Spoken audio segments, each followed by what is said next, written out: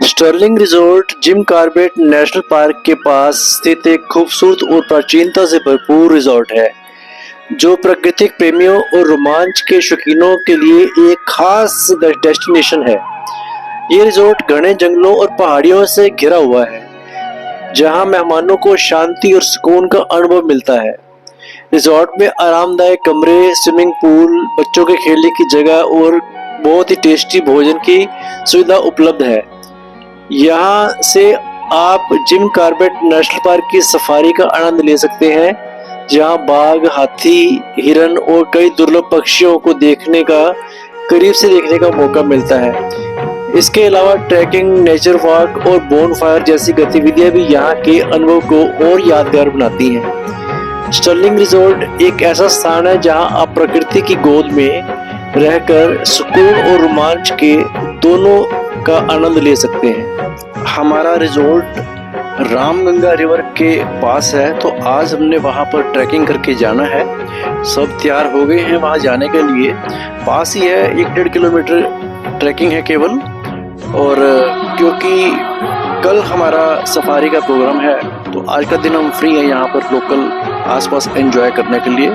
मिलते हैं ट्रैकिंग करते हुए नदी पर। हमारी ट्रैकिंग शुरू हो गई पास ही में 1-1.5 किलोमीटर रामगंगा रिवर तक। रामगंगा नदी उत्तराखंड की एक प्रमुख नदी है जो जिम कॉर्बेट नेशनल पार्क के आसपास तंत्र की जीवन रेखा मानी जाती है। यह नदी गढ़वाल क्षेत्र के ग्वालदम के पास लोहगा गांव से निकलती है और लगभग 596 किलोमीटर की यात्रा के बाद उत्तर प्रदेश के कन्नौज के पास गंगा नदी में मिलती है।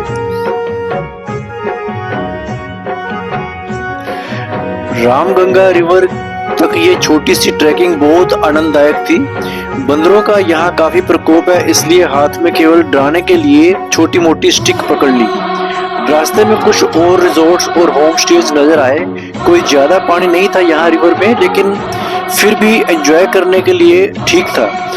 मेन तो साथियों के साथ पिकनिक का और कुदरत के नज़ारों का मजा होता है। अगली वीडियो में कुछ और जिक्र करेंगे रामगंगा रिवर के बारे में। कुछ समय बिताएंगे यहाँ पर। आप बने रहिए हमारे साथ। Thank you so much.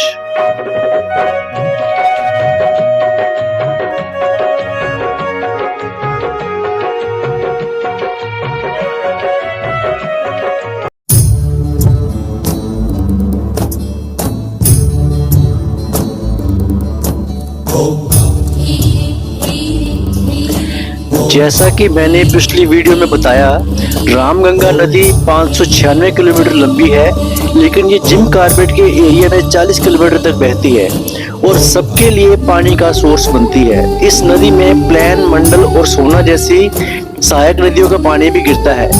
Jim Corbett का नाम 1957 में पड़ा था, जो कि 1954 से 1957 तक इसका नाम रामगंगा नेशनल पार्क था। जब ये नेशनल पार्क बना था 1936 में, तब इसका नाम हेली नेशनल पार्क था, उस समय के यूपी के गवर्नर के नाम से। भगवान राम ने अपने वनवास के दौरान इस क्षेत्र का भ्रमण किया था, जिससे इसका धार्मिक महत्व बढ़ गया। फिशिंग, कैंपिंग के लिए ये जगह लोकप्रिय है, लेकिन फिशिंग सितंबर में होती है और वन विभाग की परमिशन से होती है। अगर आप यहाँ आते हैं तो यह एक्सपीरियंस आपको कुदरत के बहुत नजदीक ले आता है। आगे की शाम की एक्टिविटीज के लिए आप बने रहिए हमारे साथ। Thank you.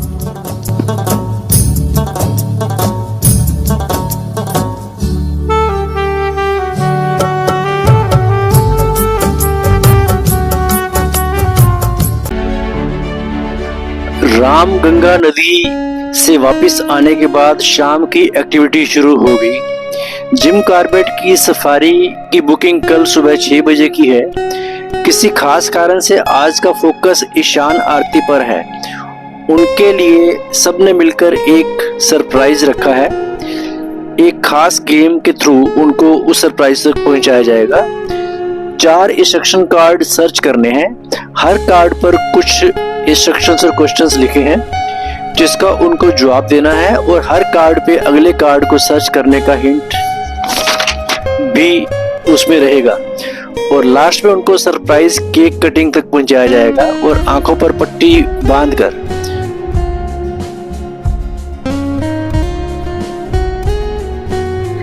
और अगला सरप्राइज था साहिबा द्वारा गिटार प्ले करना।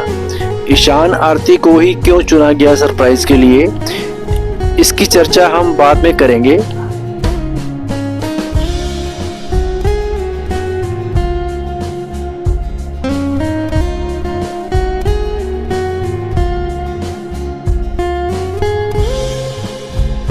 और फिर एक डांस की रील पर आज की इवनिंग के प्रोग्राम की समाप्ति हुई।